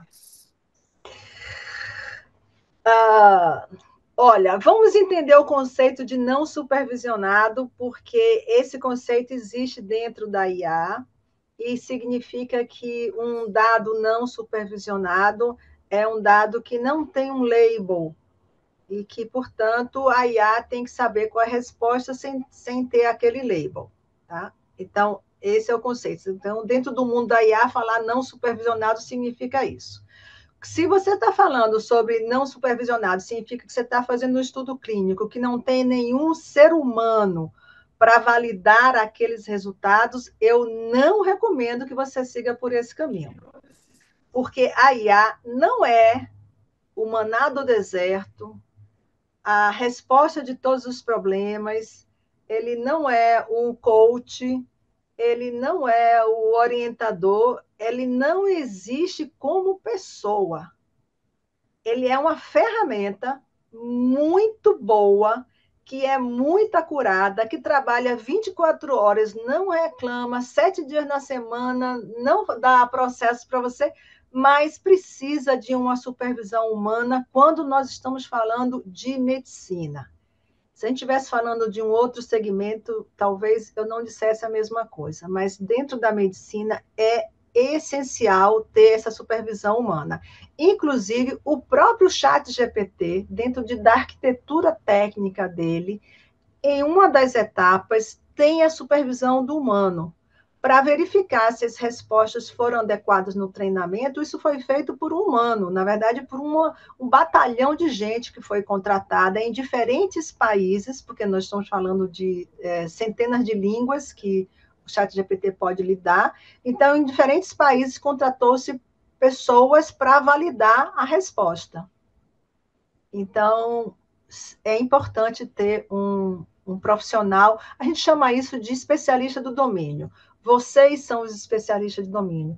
Vocês entendem, conhecem aquele assunto que está sendo tratado. Quer seguir, Outra, Thaís? tem outra aqui tem uma ferramenta boa para fazer análises estatísticas de uma pesquisa clínica. Ferramenta boa se chama SPSS. Mas olha, Só, é o só seguinte, saber mexer nele. mas olha, quando você sabe programar, sabe fazer código, tudo que o SPSS faz, você também pode fazer em código, em programas, né? Eu, por exemplo, eu até conheço o SPSS, mas o meu mestrado e o meu doutorado, eu mesma estou implementando as análises estatísticas, porque existem já bibliotecas para esta finalidade. Então, se eu vou fazer uma regressão logística, eu consigo fazer o código e pedir para ele executar uma regressão logística. Que, na verdade, é a mesma coisa que o SPSS faz também. Ele também tem um código atrás para poder fazer isso. Ele usa essa mesma biblioteca. Mas isso é porque eu sei programar. Então, para quem não está nessa área de programação, eu recomendo usar o SPSS. Ou seja, não estou falando de IA nesse momento. A IA é diferente, a IA tem grande valor pela capacidade que ela tem de identificar correlações que você teria que pensar que se você estivesse usando a estatística inferencial. Aí sim, isso faz uma bela de uma diferença. Ô, Paulo, se você me permite, só nesse mesmo assunto aí, por exemplo, o contrário você acha que é possível fazer? Por exemplo, o grande problema é você ter os comandos, por exemplo, o R é um programa extremamente bom, mas complexo, né? De você criar de você pedir para que ele crie o comando daquilo que você deseja para usar o programa estatístico. Olha, é possível do lado da IA fazer isso, mas o programa estatístico ele tem formatos fechados que você pode entregar. Então, a IA pode gerar uma planilha, você entrega os dados para a IA, ela gera uma planilha e você pega essa planilha e importa para dentro do SPSS. Isso, ok. Mas o SPSS nem sabe de onde veio aquela planilha. Não sabe que veio de um IA nem nada disso. Mas a vantagem de você poder fazer análise estatística dentro da IA, ou seja, via programação, é que você pode ter um conjunto de variáveis absurdos. Assim, trilhões de variáveis você pode ter. Eu tenho o meu trabalho na área da pediatria, eu tenho 256 variáveis que eu entrego para a IA. No meu mestrado, eu entreguei 21 mil vezes 164 mais 10 eu entreguei para a IA. Então, isso já é um pouco difícil que um programa como o SPSS consiga receber. Tá? Certo. Oi. Uma outra pergunta aqui. No contexto da pesquisa, a inteligência artificial consegue identificar vieses no estudo ou é necessário usar machine learning para que isso aconteça? Olha, existem formas de você identificar viés quando você usa inteligência artificial. Machine learning, ela é um subgrupo da inteligência artificial. Então, dentro do subgrupo, nós temos machine learning e temos deep learning. E tem outras também, né? Mas não é o caso. Então, a gente tem como identificar alguns vieses, mas ela não tem a capacidade de, ao você entregar um conjunto de dados, por exemplo, conjunto de dados sobre pele de pessoa branca, ela não tem condições de dizer, peraí, você está faltando você colocar aqui pele negra e pele amarela. Não é isso, isso ela não vai fazer, né? Mas, assim, você pode, por exemplo, perguntar ao chat GPT quais são as características que iriam minimizar o meu viés, considerando que o tema do meu assunto de estudo clínico é esse. Então, o chat GPT entra como um apoio, uma ferramenta de apoio, de suporte, te dando algumas linhas aí, e você aí do lado de cá utiliza essa resposta, do lado de cá você vai e trabalha. Muito legal. Outra questão que está colocada aqui, se existem diferenças, então, nas gerações, né? chat GPT, sei lá, 4.0, 5.0? Sim. Sim, existe essas versões de chat GPT significam duas coisas. A primeira delas, que a IA ela tem mais capacidade para análise, e a outra coisa que significa é que ela passou a fazer de forma mais acurada. Então, ela foi melhorando as suas respostas.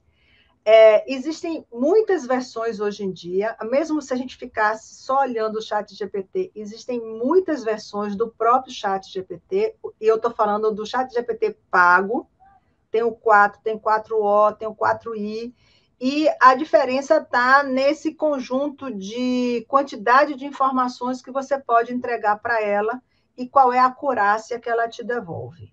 Então, sim, tem diferenças, mas eu diria que para uma pessoa leiga, estaria um pouco distante ela compreender quais são essas diferenças, porque precisaria compreender alguns termos técnicos, alguns conceitos, como, por exemplo, o que é um token, para poder conseguir fazer essa distinção.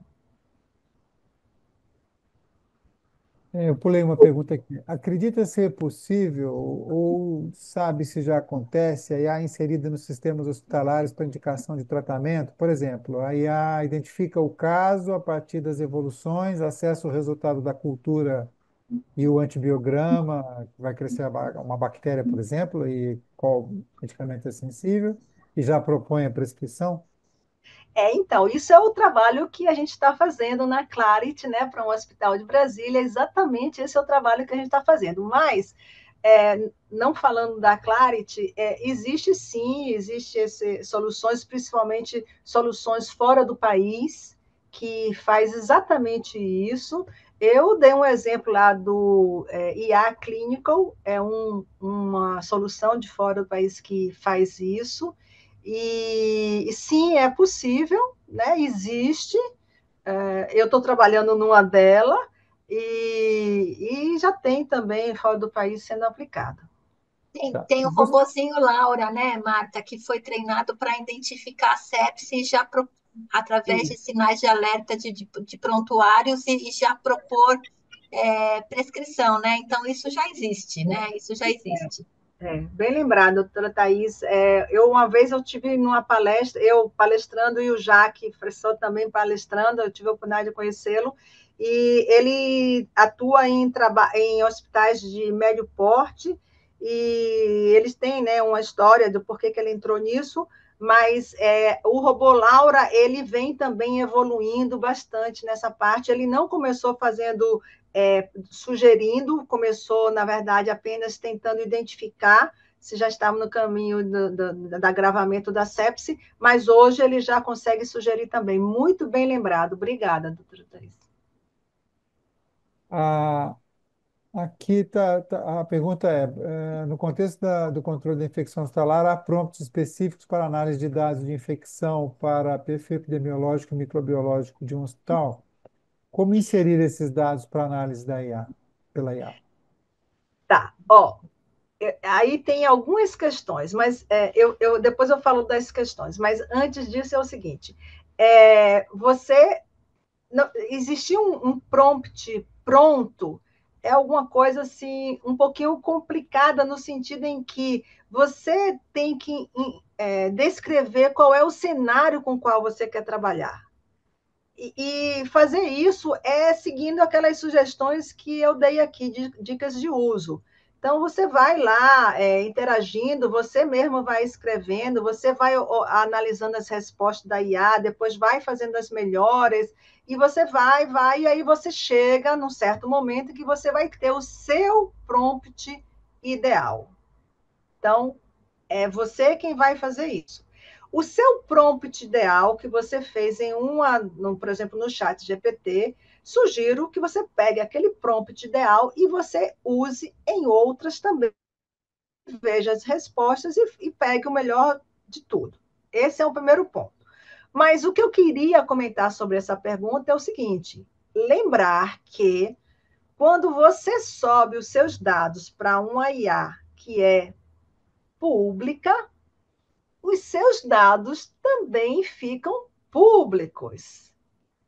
Então, recomendo que você, obviamente, não entregue informações que permita a identificação daquele paciente.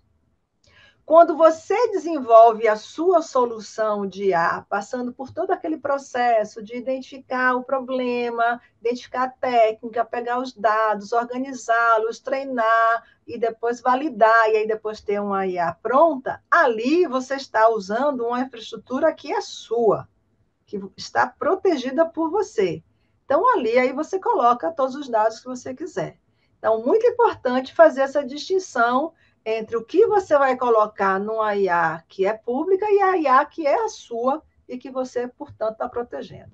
Eu acho que isso já responde à próxima pergunta, que era a respeito de segurança de Sim. informações sensíveis, né? Já É, responde.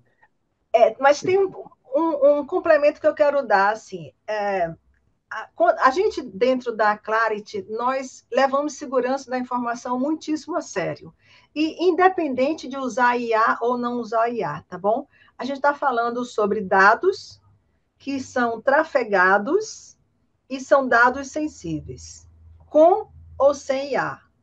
Isso significa que, desde o desenvolvimento, desde o código, eu já faço um código seguro. Eu tenho uma equipe de segurança que tem a função de, de fazer o papel de um hacker, e eles ficam tentando quebrar o código que a gente tem. Eles ficam tentando identificar as vulnerabilidades daquele código. Eles fazem isso sistematicamente. Veja, um conjunto de profissionais faz o código e outro conjunto de profissionais tenta identificar essas vulnerabilidades, usando ou não usando IA. Então, esse processo de segurança da informação, ele deve começar desde o primeiro momento do código e passa pelo você saber que você está trafegando dados. Então, nesse tráfego, você pode ter alguém tentando identificar o tráfego que está sendo passado. Portanto, você tem que ter a preocupação em fazer com que aquele tráfego seja criptografado. Você tem que ter a preocupação onde você vai armazenar aqueles dados que você tem, seja na origem, seja no destino. Então, toda essa preocupação de segurança independe da IA, tá? Uma Ah, vez, só para contar a história, uma vez a nossa equipe de segurança identificou que tinha uma senha no código que o desenvolvedor tinha colocado. Já viu, né? Quando a gente descobriu isso, já deu uma chamada, porque isso é uma coisa que não pode existir. legal. Aqui houve uma pergunta se outras lesões de pele poderiam ser identificadas como no algoritmo do melanoma. Eu entendo que sim, né? Basta você treinar a máquina, né? O professor É, Paulo já pode dar aula. É então, exatamente. Tem que treinar. Se é, você treinou, ela sabe fazer. para cada morfologia você vai ter que treiná-la. Isso. Aqui uma outra coisa. Como identificar quando a inteligência artificial delira, entre aspas, em um diagnóstico e quais são os sinais de alerta que o profissional de saúde deve saber? Olha, esse tem um termo técnico, inclusive se chama alucinação, né? Porque a IA ela não é determinística, ela é probabilística. Então, como ela identifica qual é a probabilidade de acontecer aquela classe de resultado, é por isso que ela alucina. Tem melhorado, ela começou muito pior, hoje em dia ela está assim, muito, muito, muito boa, mas como identificar especialista do domínio. Vocês. Aham. Vocês que a sua base de conhecimento, de experiência, que É a olha validação que você citou, né? a validação. Perfeito.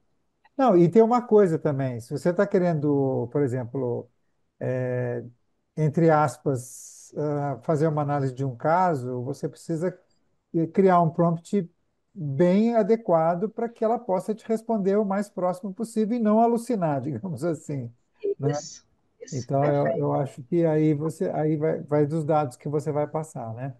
É. É, Por exemplo, No nosso desenvolvimento lá da solução da infectologia, a gente treina uma LLM, a Large Language Models, né? E ela está respondendo para a gente, como a gente espera. A gente entregou para o médico, o especialista, uma equipe de infectologistas.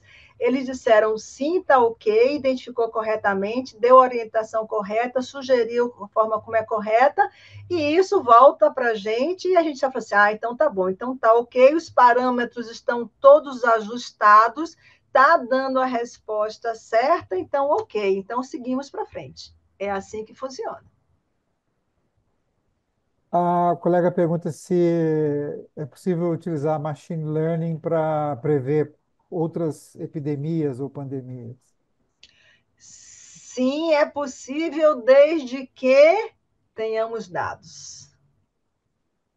Então, o que quer dizer que, vamos dizer, uma pandemia de um vírus desconhecido, a não ser que esse vírus tenha um conjunto de características, né? Eu me refiro a variáveis, que são semelhantes a algum já existente, aí sim.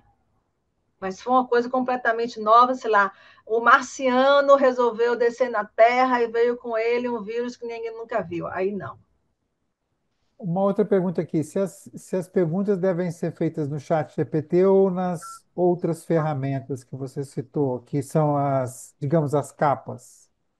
Então, as capas, assim, quando a gente está falando especificamente sobre medicina, eu sugiro usar o Open Evidence, mas o Open Evidence vai te dar artigos. É só isso que ele vai fazer. Só não, só parece que é pouco, mas não é isso que eu quero dizer. Ele vai te dizer quais são os artigos relacionados com aquele tema que você colocou lá no prompt. É isso que ele vai fazer. Ele vai também te dar algumas sugestões para você pensar, olha, será que você poderia considerar essa ideia ou esse caminho? Também ele vai te dar isso. Mas, assim, se eu quiser falar sobre astronomia, não vai ser o Open Evidence que vai me dar essa informação. Aí eu vou para o chat GPT. Legal.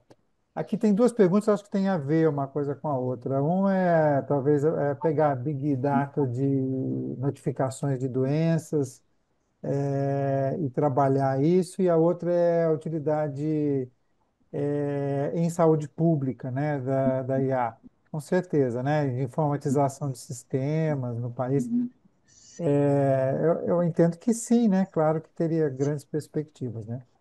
Sim, Ah, com certeza. Primeiro, pela quantidade de dados, segundo, pela diversidade dos dados, e terceiro, porque as técnicas são super adequadas para isso. muito bom. Bom, tem inúmeras manifestações de elogios à sua aula aqui, tá? Eu perdi as contas aqui, eu acho que tinha mais de 30 ou 40 parabenizações aqui, fora as nossas, né? E certamente de quem mais vai assistir depois, porque ela vai ficar disponível no nosso site. E assim, nós estamos chegando às 22 horas e, de fato, assim, acho que foi uma das melhores discussões que a gente já teve aqui nas terças com a SPI, sem sombra de dúvidas, tá? E quem não assistiu, se não assistir, vai perder muito, vai perder muito. Queria abrir a palavra para os colegas aí, Rodrigo, Thaís e Ana, para a gente encerrar e agradecer aí, deixar a Marta descansar um pouco. Eu só gostaria também de reforçar o agradecimento da SPI. Realmente foi excelente, Marta. O assunto não se esgota aqui. Eu acho que o Paulo tem a ideia de fazer discussões maiores, né? E com mais tempo, tá? Mas eu só reforço o agradecimento, que foi excelente. E agradecendo também a todos que a gente teve uma participação bem grande aí, né, na plateia. Então, muito obrigado mais uma vez. Obrigada, Marta. Nós chegamos, acho que 115 participantes aqui no webinar, então só agradecer e assim, é o assunto do momento, né? A gente vai ter que aprender, vai ter que lidar e foi excelente. Muito obrigada, viu? E não briguem com a IA, não, gente. Não briguem com a tecnologia. Não, Não a gente fiquem já se convenceu. Ô, É, Marta, Você colocou lá que vai ser, a China vai começar a colocar IA no ensino fundamental para as crianças. Você não acha que as crianças vão ter preguiça de pensar com a IA? Ai, que boa pergunta isso. Olha, é, no primeiro instante, aparentemente, eu diria que parece que sim, tá? Mas eu acho que também o ser humano tem uma capacidade adaptativa em que ela vai, a partir desse contexto, ela vai encontrar formas, por exemplo, de interagir melhor com a IA, de ter ideias criativas. Então, eu vejo como um processo natural que aconteceu, que sempre aconteceu no mundo. E quando eu falo sempre aconteceu, eu vou dar um exemplo que em 1966 teve um protesto de professores de matemática nos Estados Unidos, porque naquele momento as maquininhas de calcular elas já estavam miniaturizadas e elas já estavam economicamente possível para a população. Então, por conta disso, teve todo esse protesto e os professores disseram que nunca mais o aluno ia ter capacidade de pensar, nunca mais ia conseguir fazer conta. Mas, na verdade, se você não sabe fazer as contas básicas, não adianta você ter uma maquininha de calcular. Número um. Número dois, quem aqui de nós faz conta de dividir na mão? A gente não faz isso. Agora, isso não nos tornou menos inteligentes. A gente viu que passou a ser uma ferramenta útil e a gente, então, tem outras formas de lidar com o raciocínio, com a capacidade, com os neurônios, com a capacidade de pensar, de criticar, de. Então, eu acho que é a mesma coisa que vai acontecer com a IA. A gente vai ter outra forma de interagir com o mundo. Eu acho que são passos adiante, né? Ao invés de você ter uma criança que vai ter que pensar coisas assim em um determinado passo, ela vai dar passos muito mais rápidos, ela vai ter que ter uma criatividade avançada, né? Não é uma criatividade básica, né? Vai ter que ser uma criatividade avançada. A diferença vai ser essa. A gente está numa exponencial, né? Provavelmente é isso que a gente está vendo, né? Nos últimos anos, décadas, né? Uma exponencial do conhecimento, né? Mas assim, olha, sinceramente, primeiro queria lembrar de agradecer a Raquel Stuck, que foi quem te indicou, que é da nossa diretoria também. Infelizmente, ela não está aqui hoje com a gente, porque eu acho que ela está de férias. Em segundo lugar, realmente agradecer demais, assim, e ficar muito grato não só pela sua aula, mas pelo seu trabalho também, porque a gente vê uma pesquisadora brasileira com uma competência, assim, tão grande, deixa a gente bastante orgulhoso numa área tão nova, tão importante aí, né? Então, pessoal, eu acho que, diga. Eu queria dizer que eu fico assim extremamente feliz, eu fiquei extremamente feliz pelo convite, também agradeço a Raquel ter indicado e eu gosto tanto dessa troca, sabe? Sempre que eu estou distribuindo, compartilhando o meu conhecimento, eu também estou aprendendo, eu estou conhecendo pessoas, eu estou ampliando a minha visão de mundo, eu estou criando novas sinapses e eu acho que isso é uma das coisas que mais me faz feliz, para ser bem sincera. E a oportunidade de estar aqui hoje com vocês, assim, eu tenho um dia bem agitado porque eu faço várias coisas, eu organizo congresso, eu tenho a minha pesquisa, eu trabalho na Clarity, mas é tudo tão prazeroso que assim a gente cansa porque a gente precisa dormir, recuperar as ATPs, mas a gente fica assim muito feliz de poder ter essa oportunidade. E assim é muita ralação, viu, professor Paulo? Antes das coisas a começarem a acontecer, a gente estuda muito, rala muito, trabalha muito, as coisas dão errado, volta para o projeto e tenta encontrar outro caminho. E assim, muita persistência para a gente conseguir essas coisas. É o famoso sorriso da bailarina, né? Ninguém sabe o quanto ela se machucou, o quanto ela ensaiou para poder fazer aquele espetáculo maravilhoso, não é isso? Bom, Sim. gente, olha, São 22h05. Muito obrigado, Marta. Muito obrigado, Ana, Thaís, Rodrigo e todos que estiveram conosco aqui. Essa apresentação vai ficar disponível no YouTube, no site da SPI, tá bom? Boa noite, um bom descanso para vocês aí. Um grande abraço. Obrigada, viu, Boa gente? Muito noite, obrigada. Até excelente. Boa Tchau, mais. tchau. noite, boa Boa Obrigada, noite. boa noite a noite. Tchau, todos. tchau. Boa Obrigado. noite.